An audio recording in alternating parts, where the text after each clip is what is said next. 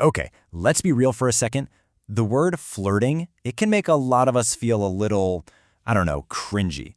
We immediately picture cheesy pickup lines, maybe some awkward encounters at a bar.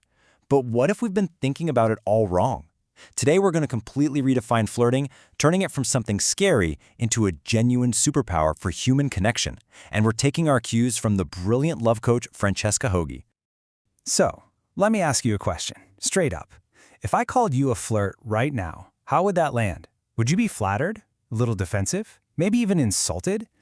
For a lot of people, the reaction isn't 100% positive. And as Francesca Hogi points out, flirting has a really bad reputation, mostly because we're all stuck on a super outdated idea of what it actually is. And here's why. On the left, you've got that old, dusty dictionary definition. It's all about pretending to be interested just for kicks, which is basically a waste of everyone's time, right? But now, look at Hogi's new definition on the right. It's about making another person feel seen, special, and acknowledged. See the difference? This isn't about playing games. It's about creating a real human connection. And it's this huge shift in perspective that turns flirting into what we're calling a connection superpower. And believe me, this is a skill that can help literally everyone. Doesn't matter if you're single, in a long-term relationship, or honestly just want to get better at connecting with people in general. According to Hogi, this new approach can solve some of the most common, most frustrating dating problems. Having trouble getting a date? Well, making people feel seen and special is the best way to open that door. Feel like you're always the one who's more invested? Simple. Date the people who flirt back, the ones who make you feel seen. And hey, if you're already in a relationship, this is exactly how you bring that spark back to life. The bottom line here is that it gives you so much more control, more agency over your connections. So let's just get a few things straight. To be a good flirt, you absolutely do not have to be some character out of a movie. You don't have to be a super slick, sweet talker. You definitely don't have to be some creepy pickup artist with a bunch of canned lines. And you 100% do not have to be an extrovert. This isn't about your personality type, it's about your intention. And actually, for all my introverts out there, Hogi says you have a secret advantage, a secret weapon. And why is that? Because when you make an effort to connect, it doesn't feel like a performance. It feels more genuine, more inspired by the person you're talking to. It feels special, because it is special. Okay, so we've totally redefined flirting. We've busted a few myths. Now for the big question. How do we actually, do it? So let's dive into the flirting starter kit, beginning with two absolute foundational elements. Before you even start thinking about the perfect thing to say, it all, and I mean all, starts with these two things: presence and enthusiasm. Think of these as the pillars for any successful, genuine interaction. If you can get these two right, everything else just kind of falls into place. So what even is presence? It sounds simple, but we all know it's not always easy. It just means being truly there with the other person. So phone down, eyes up.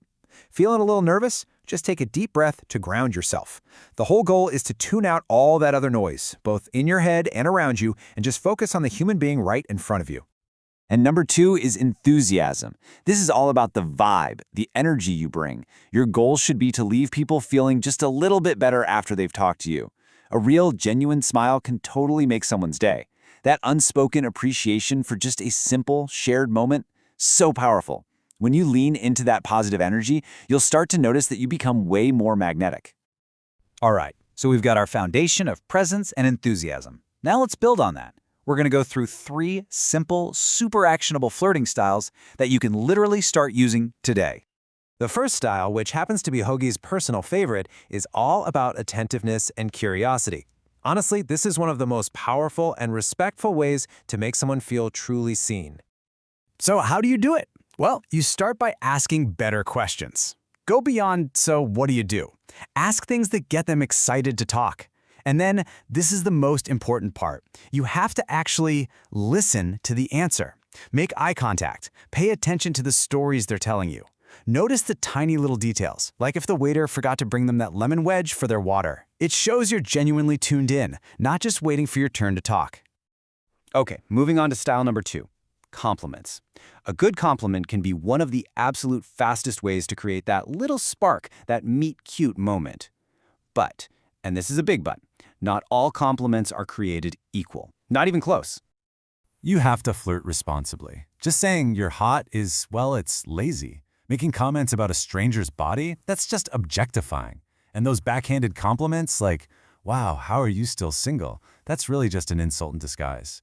A good compliment is specific and sincere. It's about their amazing sense of style, their infectious laugh, the energy they have. It shows you're paying attention to them as a whole person.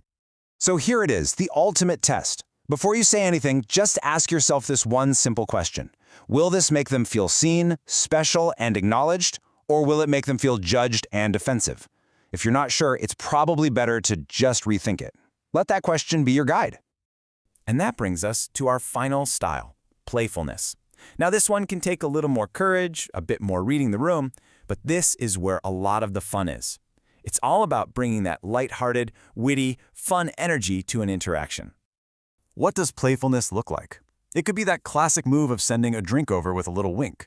It could be making a corny but still respectful joke. Hoagie even talks about using nonverbal cues, like the eyebrows, to show you're interested. But the key advice here is absolutely critical. You have to read the room. What's charming in one situation might totally fall flat in another. Nuance is your best friend here. And really, that's what this all comes down to. Attentiveness, compliments, playfulness. There's nothing super complicated about any of this, is there?